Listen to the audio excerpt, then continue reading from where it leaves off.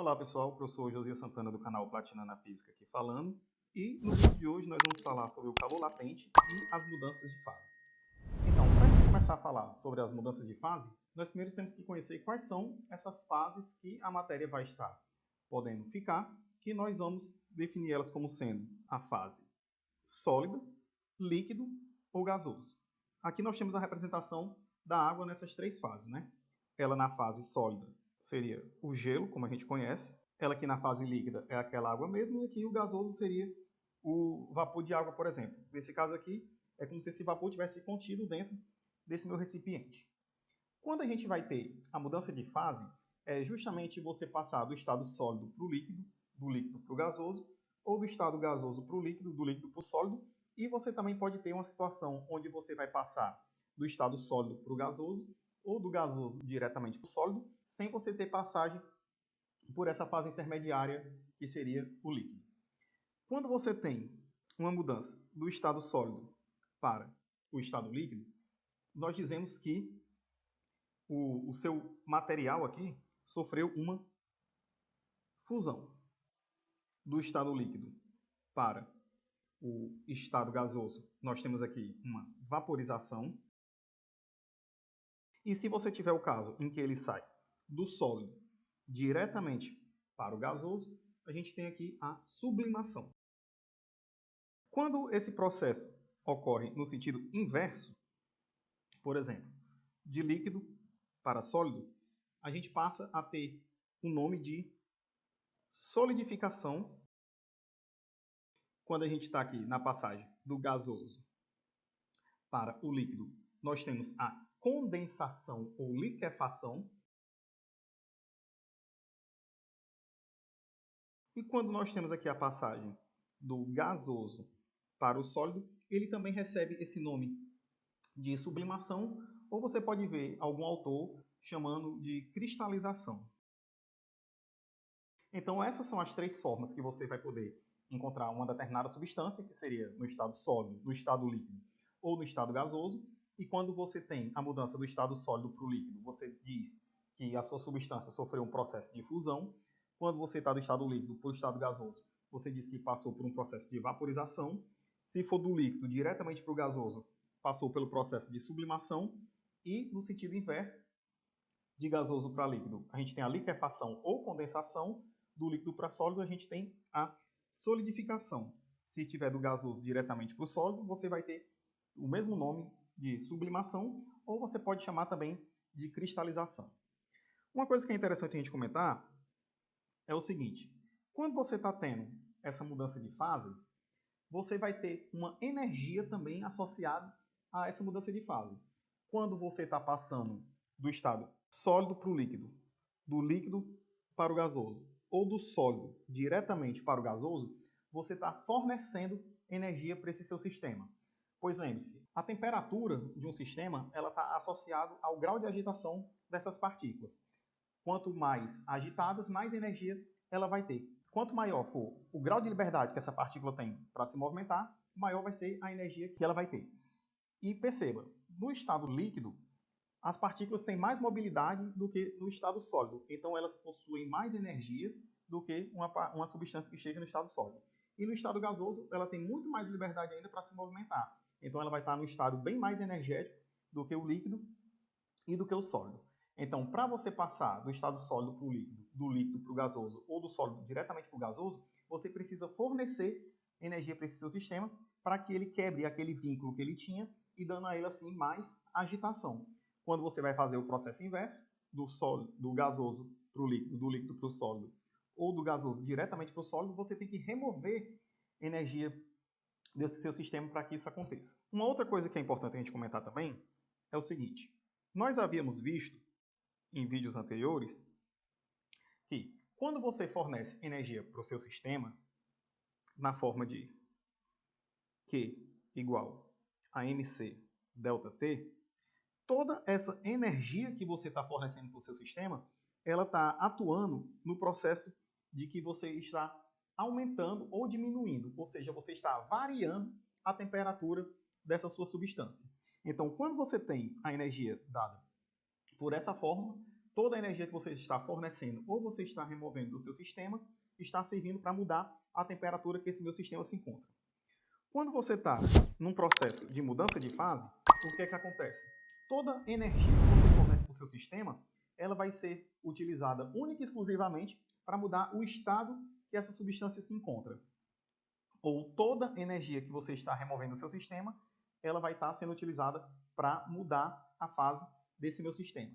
Ou seja, num processo de mudança de fase, não tem mudança de temperatura. Então, na mudança de fase, a temperatura é constante. Se a minha temperatura é constante, nós não vamos ter mais essa nossa formulazinha para poder trabalhar qual seria a energia necessária para fazer a mudança de fase do meu determinado sistema. Então, a partir daí, nós vamos definir agora uma nova grandeza chamada de calor latente, geralmente representada pela letra L, que ela vai ter unidade de energia por massa. Esse meu calor latente seria justamente a quantidade de energia necessária para que você consiga mudar o estado da sua substância. Então, para você poder calcular a quantidade de energia que você vai ter para mudar o estado de uma determinada quantidade de massa de uma substância, você vai ter agora a seguinte fórmula: Q é igual a Ln. Onde aqui o Q seria a energia necessária para mudar a fase. O L é justamente o calor latente. E o meu M é a quantidade de massa. A massa dessa substância. Uma coisa que é importante a gente comentar é o seguinte. Nós temos a possibilidade de você mudar do estado sólido para o estado líquido, do estado líquido para o estado gasoso, e esse processo inverso. A quantidade de energia que você vai ter em qualquer uma das direções, ou seja, a quantidade de energia que eu vou gastar para transformar a minha substância do estado sólido para o estado líquido, ou do estado líquido para o estado sólido, vai ser a mesma. A diferença é que de líquido para sólido eu removo energia do meu sistema, de sólido para líquido eu forneço energia para o meu sistema. Da mesma forma que a energia para mudar do líquido para o gasoso ou do gasoso para o líquido vai ser a mesma, sendo que uma eu estou fornecendo energia quando eu estou indo do líquido para o gasoso e na outra eu estou removendo energia quando eu estou indo do gasoso para o líquido. Então, você vai ter que, independente da direção que você esteja seguindo, a quantidade de energia vai ser a mesma. Vai ter uma diferença na questão do sinal, se eu estou fornecendo ou removendo energia. E também uma coisa que é interessante a gente comentar é que o calor latente ele vai ser tanto no processo que você tem aqui a fusão, quanto você vai ter aqui no processo de vaporização. Então, cada uma das substâncias vai ter um calor latente de fusão e vai ter um calor latente de vaporização. Isso significa que se você for traçar aqui um gráfico da temperatura em função aqui da quantidade de energia Q ou do tempo T que você está analisando, supondo que você comece com a sua substância no estado sólido, o que é que acontece? Ele vai estar no estado sólido a uma determinada temperatura, vou chamar aqui de T1, e essa temperatura começa a subir. Essa temperatura vai subir até que a sua substância chegue na temperatura do ponto de fusão. A partir do momento que ela chega nessa temperatura do ponto de fusão, ela vai mudando de estado, permanecendo a temperatura constante. Depois disso, você continua fornecendo energia para o seu sistema. Aí sim, depois que ele já está totalmente transformado do estado sólido para o estado líquido, ele começa de novo a ter a sua temperatura subindo, até chegar ao ponto em que ela atinge a temperatura do ponto de vaporização e ela começa a transformar-se de líquido para vapor, até toda a sua substância ter sido convertida do estado líquido para o estado gasoso. Aí, a partir daí, ela começa novamente a subir a sua temperatura. Então, perceba que a gente vai ter aqui as regiões onde a sua temperatura vai permanecer constante, que é justamente enquanto você está passando do estado líquido para do estado sólido para o estado líquido, ou do estado líquido para o estado sólido, e quando você está passando aqui do estado líquido para gasoso, ou do gasoso para líquido. Nessa região aqui, você vai ter a sua substância tanto no estado sólido quanto no estado líquido, e nessa segunda parte aqui, tanto ela no estado líquido quanto no estado gasoso. Lembrando aqui que se você estiver considerando esse gráfico sendo em função da quantidade de energia, nessa direção você estaria fornecendo energia, então o seu Q ia ser positivo, e se você estivesse considerando nessa outra direção, o seu Q aqui iria ser um negativo. De qualquer forma, você poderia traçar esse mesmo gráfico, considerando aqui a sua quantidade de energia em módulo, e você iria ter um gráfico descendo, só que dessa vez sendo desenhado a partir lá de cima. Você ia começar do estado gasoso, iria removendo energia até ele chegar no ponto de vapor, iria permanecer a temperatura constante até todo o vapor virar líquido, depois ele começava a baixar a temperatura até chegar no ponto de fusão, iria permanecer constante até todo o líquido virar sólido, e depois você iria continuar baixando essa temperatura. Ou seja, a priori, você poderia imaginar que existe uma temperatura limite no qual a sua substância vai existir no estado sólido, uma temperatura limite que a sua substância vai existir no estado líquido e uma temperatura limite em que a sua substância vai existir no estado gasoso. Isso é até verdade, mas existe um fenômeno chamado de superfusão, no qual o que acontece? A sua substância, por algum motivo, ela não se solidifica quando chega no ponto de fusão. E ela continua a ter sua temperatura sendo baixada até um valor menor do que ela deveria ter. E nisso, o que iria acontecer? Ela iria precisar de um estímulo externo para que ela começasse a se solidificar. Então, quando ela começa a se solidificar, ela libera energia de forma bruta e a sua temperatura volta a ser a temperatura que ela deveria ter no ponto de fusão, e toda a substância começa a se solidificar de forma instantânea. Aqui nós temos um gráfico desse processo. Você tem aqui uma substância qualquer, onde quando ela chegaria aqui no ponto A, ela deveria começar a se solidificar. Só que, por alguma coisa, ela não se solidificou. Ela continua baixando a sua temperatura até chegar aqui, nessa temperatura B. Quando ela chegou nesse ponto de temperatura B, o que é que aconteceu? Ele recebeu algum estímulo, pode ser você dar uma batida, chacoalhada, fazer qualquer coisa nesse seu sistema, e ela precisou desse estímulo para começar a se solidificar. Quando ela começa a se solidificar, a sua temperatura tem uma mudança abrupta para a temperatura de ponto de fusão, e a partir daí ela fica com uma temperatura constante até se solidificar completamente. Esse fenômeno aqui é o fenômeno que a gente chama de superfusão. Ele nem é, na verdade, um fenômeno tão raro assim de se acontecer. Você já pode ter visto muitas vezes uma garrafa de água no congelador, por exemplo, quando você pega, ela está no estado líquido, e quando você vai abrir, gera uma diferença de pressão muito grande, ou você pegou ela com força, quando sacudiu, ela começa a se solidificar por completo. Isso significa o quê? Que aquela água ela estava numa temperatura abaixo do que a temperatura que ela deveria ter do ponto de fusão.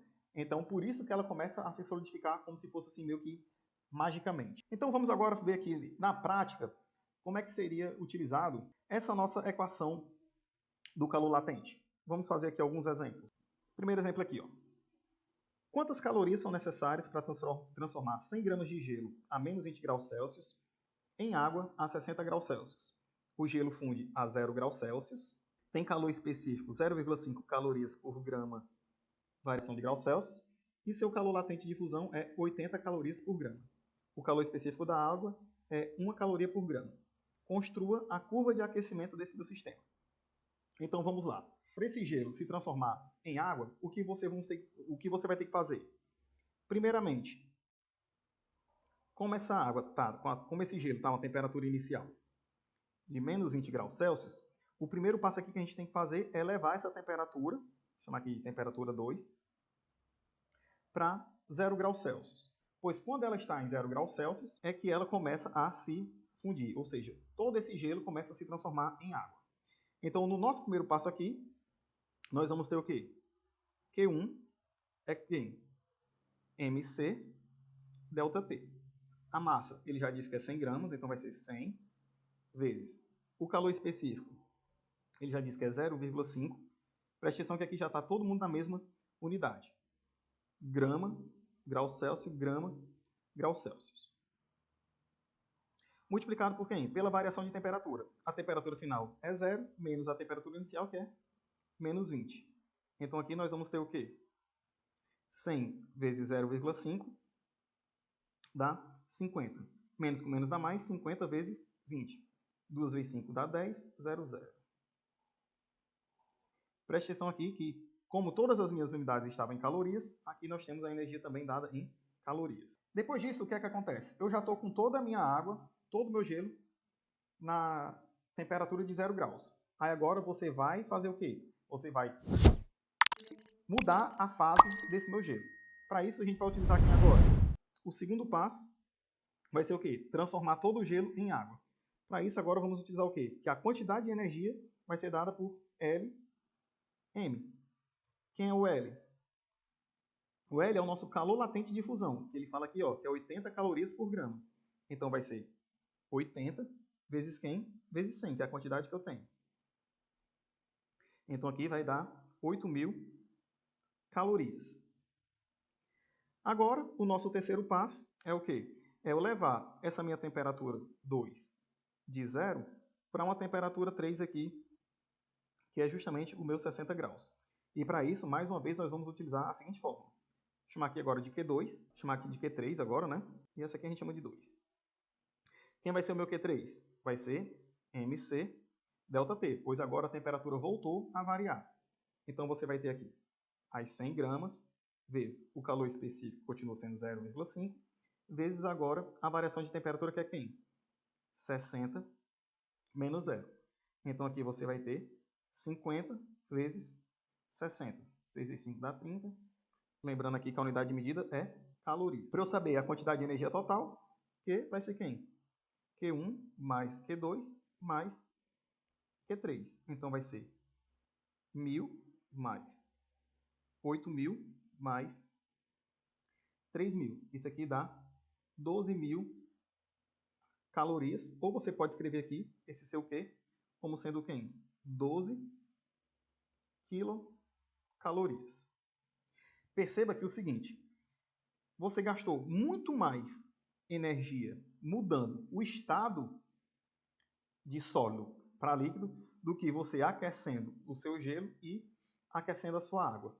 Nem mesmo você somando essas duas energias associadas à mudança de temperatura, deu a energia tão alta quanto a energia que você tem para você poder mudar o estado dessa minha substância. Ou seja, numa mudança de fase, você vai ter muito mais energia sendo gasta para mudar a fase do seu sistema do que você aumentando a temperatura desse meu sistema. Agora ele pede aqui também para a gente construir a curva de aquecimento desse meu sistema. Seria justamente quem? Aquele gráfico que a gente já tinha desenhado. Então você ia ter um gráfico similar a esse daqui, onde você iria ter aqui a temperatura, você iria ter aqui a energia. Ele começa na temperatura de menos 20, sobe até chegar à temperatura 0, anda aqui com bastante energia e depois sobe novamente. Aqui é 0, aqui em cima é 60. E quem seriam os valores aqui dessas energias? É só você olhar. A primeira energia foi 1.000 calorias, depois 8.000 calorias e depois mais 3.000 calorias. Então, no primeiro passo, colocar aqui em quilocalorias, você teria aqui, que seria 1 quilocaloria. Durante todo esse processo, ele gastou mais 8 quilocalorias. Então, nesse ponto aqui, você ia ter 9 quilocalorias.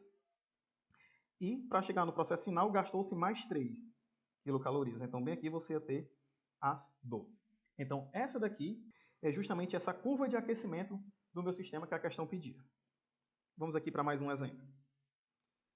Temos 50 gramas de vapor de água a 120 graus Celsius. Que quantidade de calor deve ser perdida até o sistema ser formado por 50 gramas de água líquida a 70 graus Celsius? Sabe-se que o vapor se condensa a 100 graus Celsius com calor latente de menos 540 calorias por grama. Os calores específicos valem 0,48 calorias por grama para o vapor e 1 caloria por grama para o líquido. Construa ainda a curva de resfriamento correspondente ao processo. Então vamos lá. De forma similar, nós temos aqui o quê? Inicialmente, 50 gramas de vapor. E a gente quer que todas essas 50 gramas de vapor vire água a 70 graus Celsius. Então, novamente, aquele primeiro passo é eu trazer essa temperatura de 120 para a temperatura aqui de 100 graus Celsius.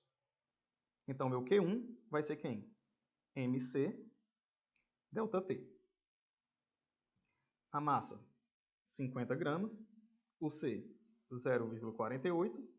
E a variação de temperatura, 120. 100 menos 120 dá menos 20. Multiplicando tudo aqui, nós temos menos 480 calorias. Lembrando aqui que o sinal de menos aparece pelo fato de você estar passando do estado gasoso para o estado líquido. Então, você está removendo energia desse seu sistema. O segundo passo, agora é o quê? É você converter toda essa quantidade de vapor em líquido. Então, vamos usar o quê? O meu Q2 vai ser o meu LC vezes M. Quem é o LC? Ele já falou aqui, ó.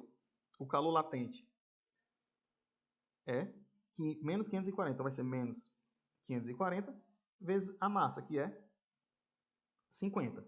Então aqui você vai ter 27.000 menos 27.000 calorias. E por fim, o terceiro passo aqui vai ser o quê? Você trazer toda essa água que está na temperatura 2 de 100 graus Celsius para uma temperatura 3 aqui de 70 graus Celsius. Então, o nosso Q3 aqui vale quem? MC ΔT. Vai ser 50, 0,48, vezes a variação de temperatura. 70 menos 100 dá menos 30.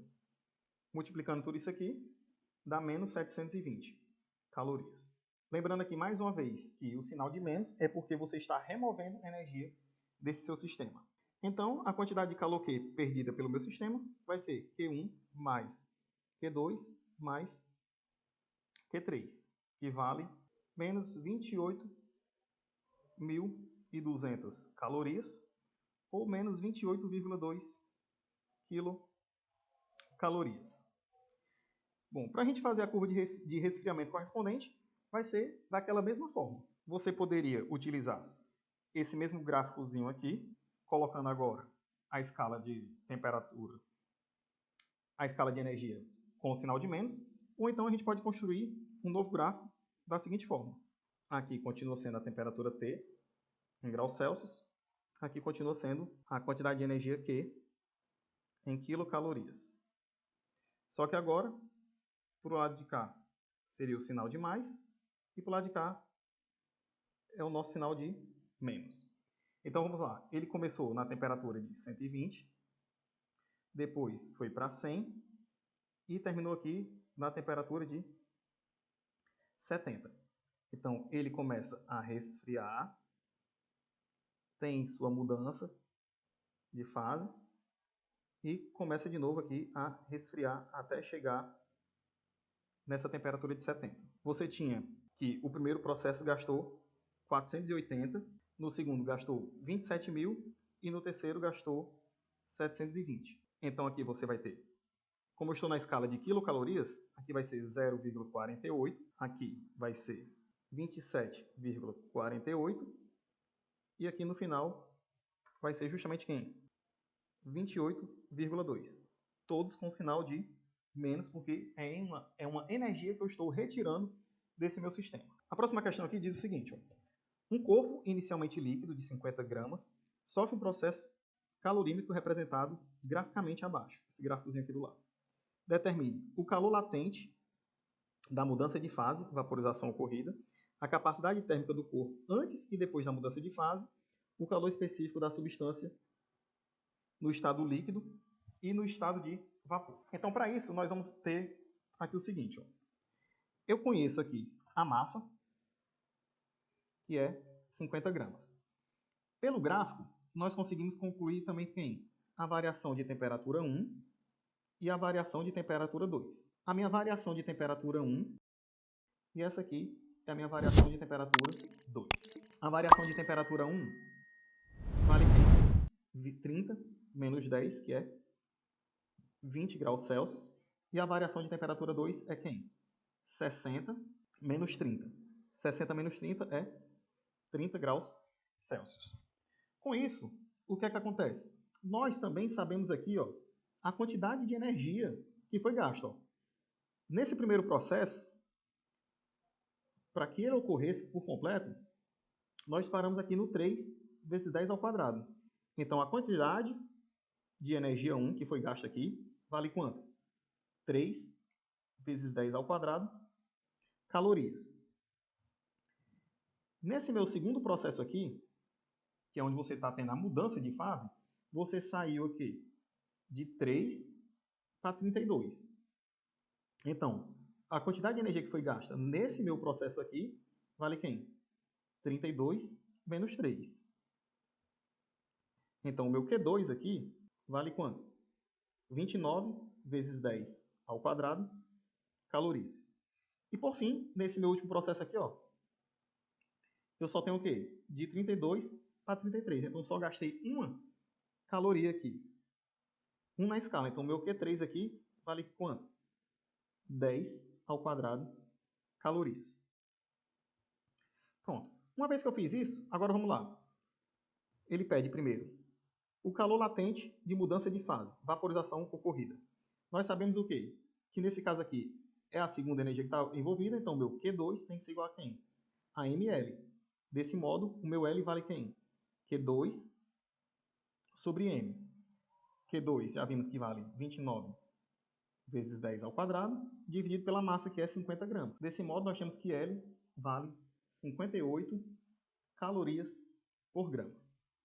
Isso aqui é o nosso item A. No item B, ele pede a capacidade térmica do corpo antes e depois da mudança de fase. Lembrando aqui que o nosso Q1, que é escrito como MC ΔT, também pode ser escrito apenas como C grande ΔT, onde esse nosso C grande é justamente a capacidade térmica. Então, a minha capacidade térmica, que pode ser escrita como sendo Cm, eu também posso escrever ela como sendo quem? Q1 sobre ΔT1. Desse modo aqui, nós vamos ter o quê? 300 dividido por 20. Então, a minha capacidade térmica, que vou chamar de 1, vale quanto? 15. Qual é a unidade de medida? Calorias por graus Celsius. Depois de ocorrida a mudança de fase, nós vamos ter quem? O ΔT2 e o nosso Q3 aqui. Então, a minha capacidade térmica aqui, que eu vou chamar aqui de C2, ela vai ser agora quem?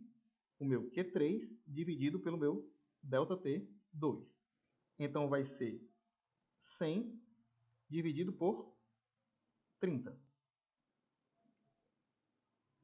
Isso aqui dá 10 dividido por 3 calorias por grau Celsius.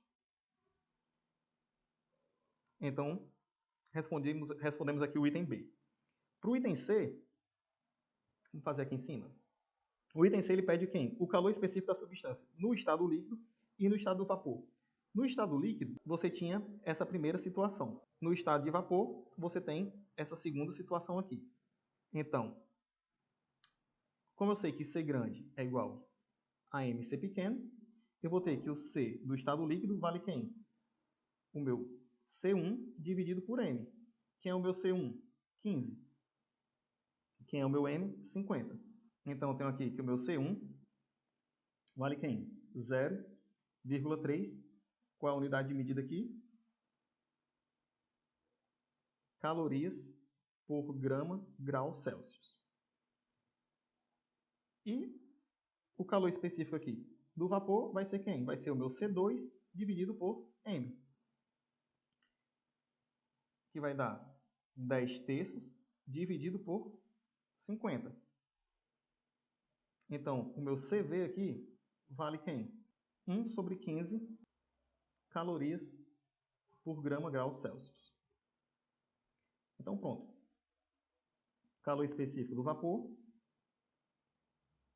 calor específico do líquido, capacidade térmica aqui do líquido, capacidade térmica do vapor, e aqui o nosso calor latente, como a questão pediu. Bom, pessoal, como esse vídeo está ficando muito grande, vou parando ele por aqui, e no próximo vídeo eu dou a sequência aqui na resolução dos exercícios. Espero que você tenha gostado desse vídeo, se inscreva no canal caso ainda não seja inscrito. Qualquer dúvida, crítica ou sugestão, deixa aqui nos comentários ou nas minhas redes sociais, e até a próxima.